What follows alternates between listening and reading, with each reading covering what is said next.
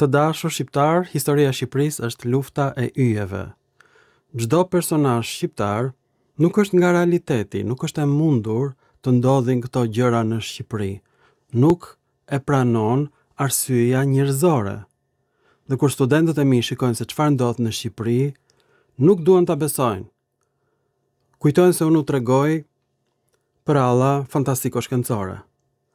Dhe një nga këto pralla është historia e Ergys Agasit, i cili është caktuar nga kryeministri për të bërë shantazhe ndaj ministrave të tjerë, madje dhe vrasje, në qoftë se ato nuk i binden urdhrit të kryeministrit.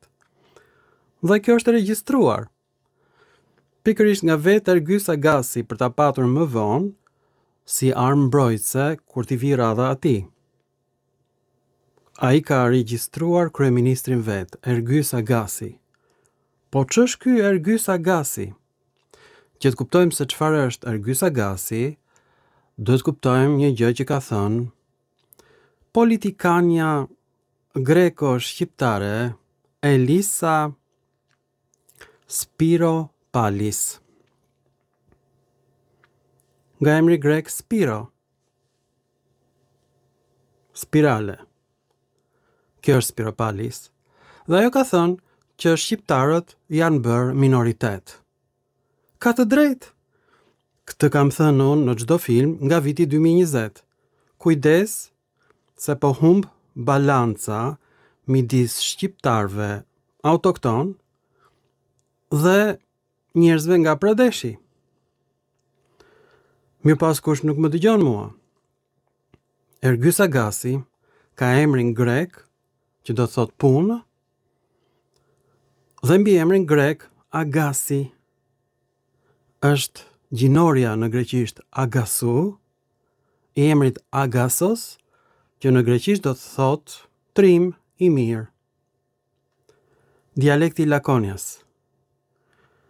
Tek çamët është mbi emri Agasi për fat keq se ata kanë banuar pikërisht në një territor që quhet territori i Spartës.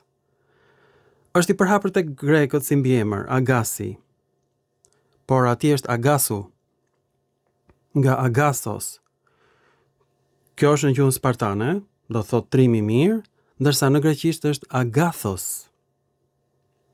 Greqishtja e Atikës. Kjo është origjina e fisit Agasi. Dhe po ta shikosh, nuk ngjan as pak si shqiptar. Ta shikojmë vetë Agasin bashkë me padronin e tij. Të dashur shqiptar, politikania greke që flet shqip, Elisa Spiropalis, ka deklaruar që shqiptarët janë bërë minoritet. Dhe shqiptarët janë tmerruar sepse nuk duan ta besojnë një gjë kaq të lemeritshme. Mirë po ta shikosh se si flasin grekët me një vetbesim të jashtëzakonshëm, se si ata kanë bërë vrasje ndaj shqiptarëve, se si ata kanë pushtuar qeverinë shqiptare, edhe qeverinë e Berishës, edhe partinë e Berishës, edhe partinë e Nanos që ishte grek, Fatos Nano ka kuptimin xhuxh, edhe partinë e Edi Romit, Jevgo Grekut, i cili ka futur në punë vetëm Jevgo Grek. A kuptoni apo jo? Ergys Agasi. Emri i tij në greqisht është i plot. Në gjuhën greke ka kuptimin punëtor i përkryer. Ergos do thot punë, Agasos do të thot trim i mirë, i përkryer. Në një nga bisedat që është regjistruar të Ergys Agasit, ai thot që do ta shantazhoj politikanin Ilir Beqja dhe në qoftë se ai nuk dëgjon, do ta zgjidhim kështu, pam, pam, pam, që janë zërat e armës kur qëllon në gjuhën shqipe. Pam, pam, pam, është një këngë shumë e bukur.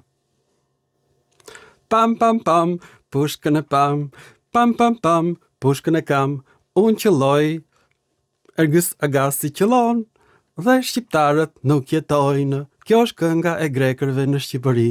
e kanë kënduar nga viti 1992 dhe deri në vitin 2026 dhe do ta këndojnë edhe për 1000 vjet të tjera. Pam pam pam për shqiptarët, pam pam pam, pam pam pam pam pam, pam pam pam. Për shqiptarët, pam pam pam, do t'i frasim shqiptarët, si lepurushat të vegjël neve grekët, do t'i qëllojmë shqiptarët, do dalim në gjeti, do qëllojmë një shqiptar, ne jemi grek, ne kontrollojmë e pirin Shqipërinë, e pirjote, ne pelazgët grekë, egjiptianët, ne do qëllojmë mbi lepurushat të shqiptar, pam pam pam, pam pam pam, pam pam pam pam pam pam pam pam pam pam pam pam pam. Kjo është muzika për shqiptarët. Pam pam pam. Shqiptarët do të dëgjojnë vetëm pam pam pam pam pam pam pam pam pam pam pam pam pam pam pam pam. Nga viti 1992. Pam pam pam pam pam pam pam pam. O shqiptar, kjo është muzika jote. Pam pam pam pam pam pam. Pum, pum, pum, pum, pum, pum. Të dashur shqiptar, po të ishte regjistruar një dhënës i kryeministrit të një vendi europian, pam pam pam, në Gjermani, ai do ishte dënuar me burgim të përjetshëm. Pam pam pam, për shqiptarët, pam pam pam, bëj ndryshe, sepse të vjen argysi pam pam pam, ose jevgo grekët e tjerë, Spiropalis, pam pam pam, o shqiptar, pam pam pam, agasos, trimi mirë, pam pam pam, në gjuhën greke, varianti tjetër është agathos, i mirë, i dashur, pam pam pam, i një familje të mirë, o shqiptar, pam pam pam, ne do të qëllojmë si lepurush, pam pam pam, o shqiptar, pam pam pam pam. Të dashur shqiptar, kryeministri shqiptar, çfarë ka bërë?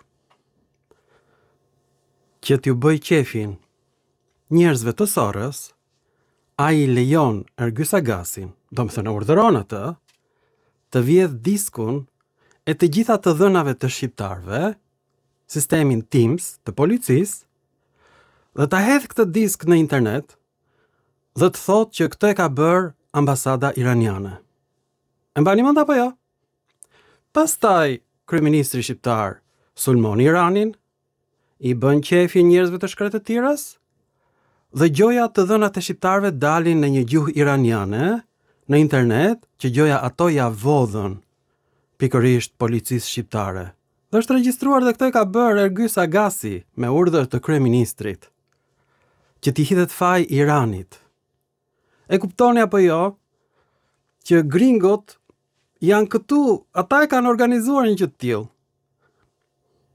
Është vepra e tyre e bukur, epokale, gringore, me njerëzit e Shkretët të Tirës, vjedhin diskun e të gjitha të dhënave të shqiptarëve, i hedhin në internet dhe thonë e bëri ambasada iraniane, të dashur shqiptar, të dashur pelazgë, unë them që sot të zgjedhim kryeministre Eleni Kocaqin, sepse ka deklaruar në librin e saj më të fundit që Aleksandri Math ishte shqiptar.